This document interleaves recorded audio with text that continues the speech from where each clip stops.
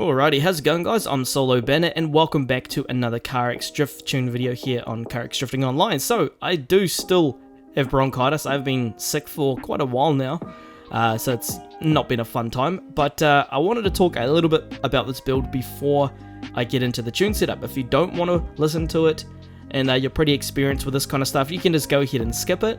But please, if you do skip the start of the videos where I'm talking and yada yada, please don't comment in the comment section complaining about something that I've probably already explained at the start of my videos. I'm sorry guys, but I do get this from a few people. They say, oh, you know, this tune setup is trash, it doesn't work on this, it doesn't work on that. But yet if they watch the whole entire video, I would have mentioned at the start of the video, for the most part, that this car is not made for specific tracks. It's not a specific track kind of car, right?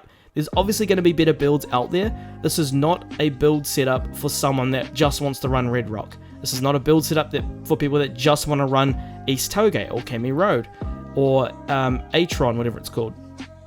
I'm trying not to build specific track builds. This is a subpar build for a variety of tracks, right? So it can be improved.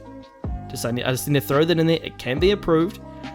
So if you do want to make this car a specific track car, then you can make those tweaks yourself to make it better, such as changing the gear ratios, making it shorter, making it longer, yada yada yada, right?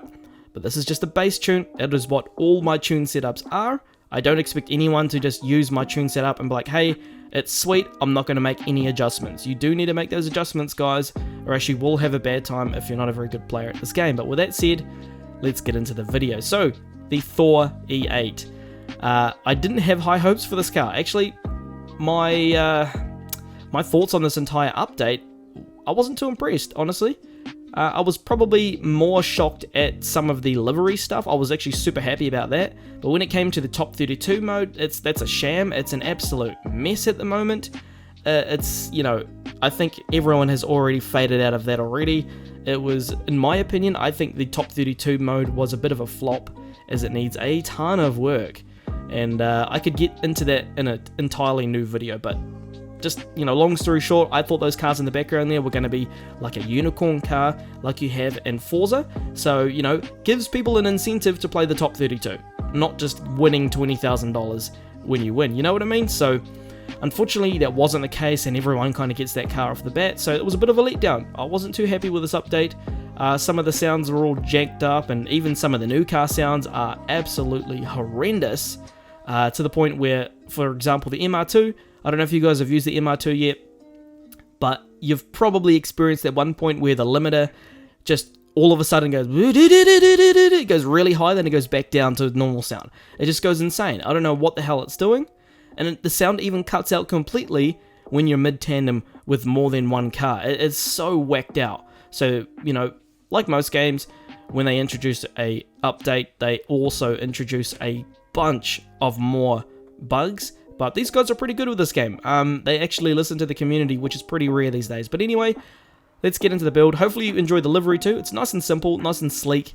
If you want a livery tutorial on it and I get enough people that want one, I'll be more than happy to do one, because it literally takes you like less than 20 minutes to make this. It's super simple.